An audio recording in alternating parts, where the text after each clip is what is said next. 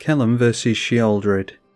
With a 1-lander seems to be, yeah, quite common in this deck, unfortunately. Into that is a decent hand, actually, so we will keep that. Let's get rid of the Sword of Hearth and Home. Alright, so we'll go for a mountain. Into Skullclamp should be fine against a mono-black player. It's probably safer in play than it is in our hand against mono-black. Just a tap land for our opponent. Not sure what that is, actually. Ebon Stronghold. You can add double black to that, so it just gets your commander in quicker. Yeah, Shocking in Sacred Foundry should be fine.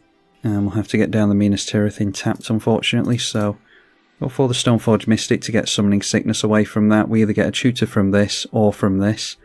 And yeah, being able to cheat in equips should be decent with the Stoneforge Mystic. We can get down this for just 2 mana, which we'll need to do next turn thanks to the tap land.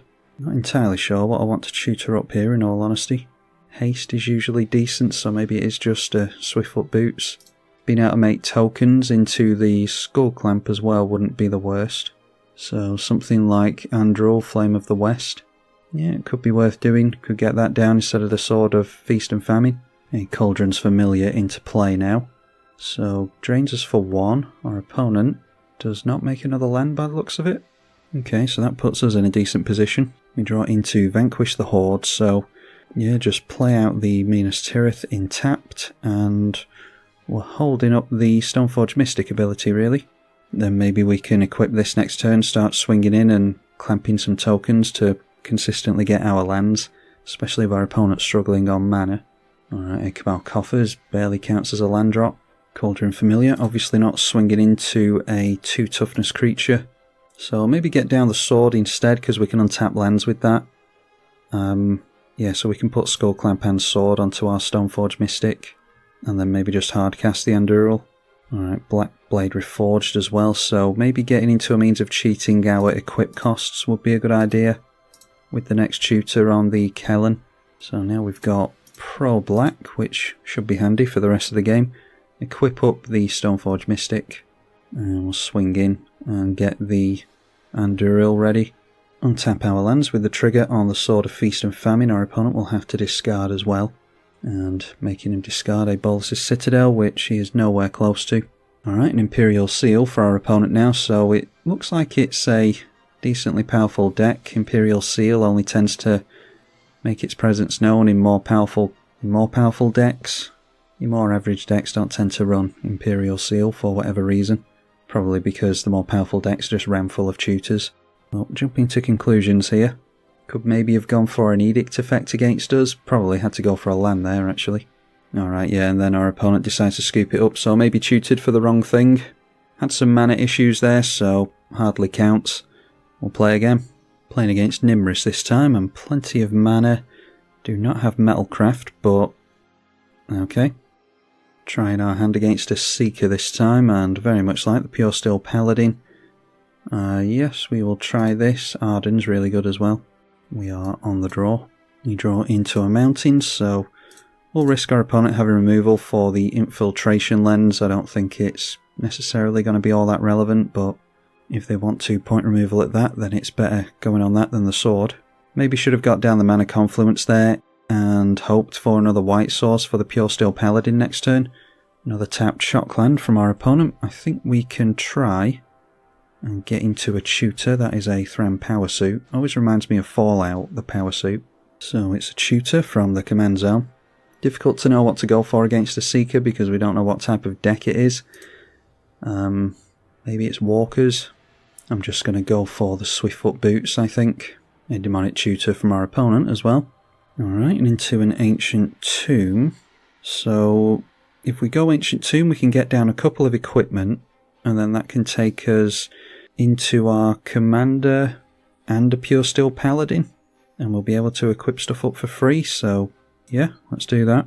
Argument to be made for us getting down Pure Steel Paladin first, maybe, and it kind of means taking a turn off. It's a bit awkward, it being double white.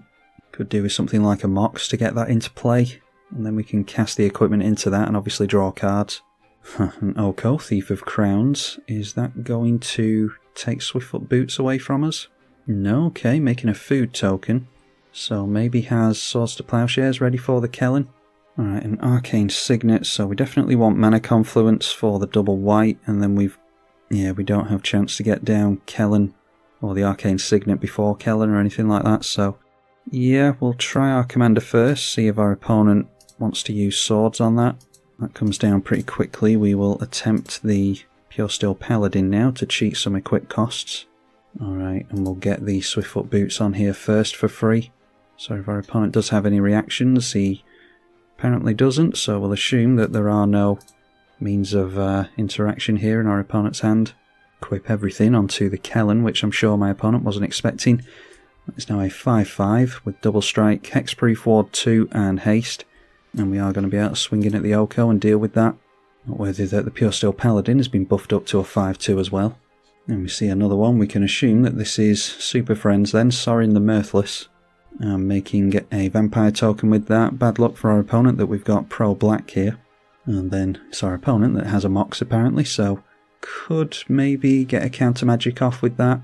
Have to be something like an Arcane Denial or something. Alright, Aurelia we could cast here, but I think we're best doing that once the Sword of Feast and Famine is in play.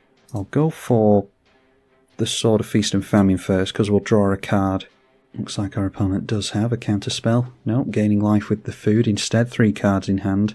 Alright, and there's Teferi's Protection, that's good to hold up, so I think we'll get down an Arden and give it haste so that we can go wide on the Sorin and still hit our opponent for a decent chunk of commander damage. So a good habit to get into is give pro-black to this first. I mean, we've got wards, so it doesn't matter, but like I said, it's a good habit to get into. Then for 0 mana, put Swiftfoot Boots onto the Arden. So we've got a 7-7 commander with double strike and pro-black. So he's only got 1 turn to do anything to us here. So now we'll go a couple of creatures wide on Sorin, and straight through with the commander. And yeah, 1 more attack next turn and we should have it. Vampire token jumping in the way of the Pure Steel Paladin, which means we lose out on that obviously, but we don't have any equipment to throw into that anyway. And if we're going to be winning the game next turn, then hopefully it won't be of any relevance. Has discarded a Garruk Primal Hunter and another Walker in the Time Raveler, so 1 card in hand. We'll draw 1 during the draw phase as well. Let's go for the Arcane Signet and we can hold up Teferi's Protection. It's looking like it's going to be a pretty commanding win for us. I'll put Swiftfoot Boots onto the Kellen. We're going to have to pay for it now. Just playing around the fact that our opponent might be able to pay for the ward cost from the Thram Power Suit. Don't really care about losing the Arden at this point, I don't think. Our opponent's shocking down a land, so 1 card in hand isn't going to do it for him. Unless it somehow dodges a Teferi's Protection. Yep, there's a farewell, so I mean it's Super Friends, that makes total sense that he'd have a farewell. Fortunately for him, we made a good draw just then. And yeah, our opponent scooping, we just swing in for 28 points of commander damage next turn, and that'll be us done. We'll try 1 more in this video. Kozilek the Great Distortion this time, with again a decent amount of mana, hardly any equipment, but maybe Thrill of Possibility gets us into that. Once again, the ability to tutor from the command zone really means that you can keep what might be deemed as worse hands. A Radiant Fountain for our opponent, gaining a couple of life, but no Mana Crypt, Soul Ring or Mana Vault, anything like that is always a blessing against Kozilek. And there we get into a Bloodforged Battle Axe, so yeah, let's go for mounting into a tutor here maybe. Then next turn we'll be able to go Boros Signet into the Swiftfoot Boots, then get down our commander into something. Yeah, let's go for the tutor I think. Maybe just make that Sword of Fire and Ice to start drawing more cards and throwing more damage around. Urza's Tower from our opponent. I don't think I've ever seen Tron assembled in any game of Commander out of the thousands of games I've played. And there we see some fast mana into Coalition Relic. Grim Monolith will remain tapped. And we draw ourselves into a Plateau. So yeah, we'll go with the plan of Boros Signet. That will obviously ramp us this turn. And takes us into a Swiftfoot Boots. A Strip Mine for our opponent. We did ramp, so it's not necessarily the end of the world if our opponent uses that.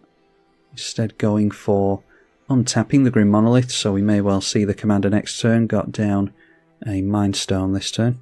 So it's good that we've got haste on the Swiftfoot Boots. There's another tutor in Stoneforge Mystic. Could cheat something down with that. Play a land. Definitely want our commander.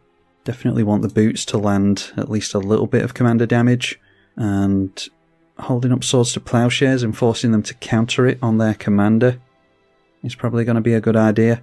And then that will dictate what we tutor for with Stoneforge Mystic, because maybe we can get some kind of trample or flying or something like that. Anyway, we've got our opponent to 4 by the end of turn 4.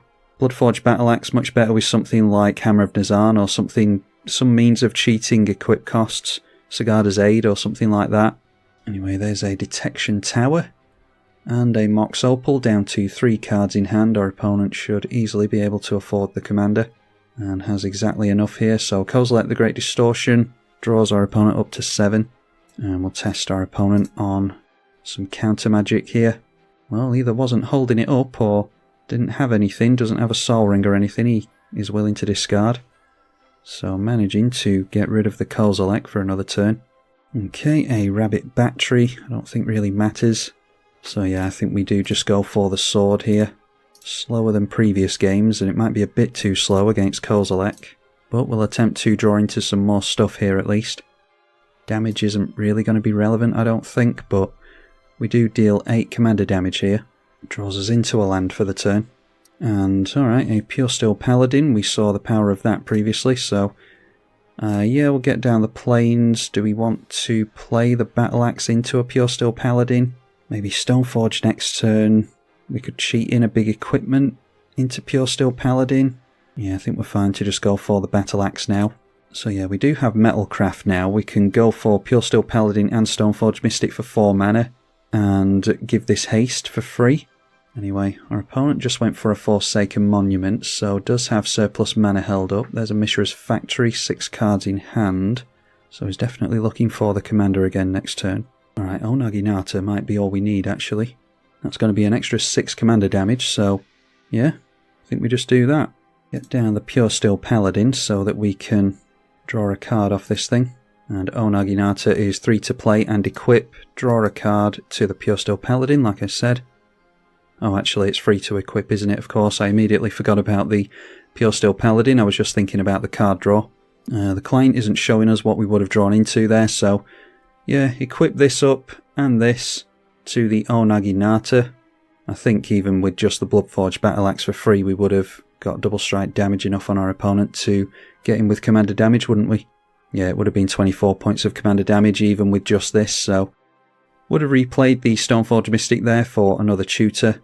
But having the Swords to Plowshares was definitely relevant against our opponent there. It was just a case of being lucky that he didn't manage to counter anything. So yeah, I think everyone's still sleeping on Kellen. It's not a popular commander, probably because it's just another Boros equipment deck, but yeah, this is one of the better ones. It's, I imagine, going to be decent in multiplayer even, because you can play a token sub-theme and buff all the tokens. Yeah, I think people are really sleeping on this commander. It's a really good one. Anyway, for the few of you that clicked this video, I do appreciate you being here. I'm tribalkai. Thank you for watching.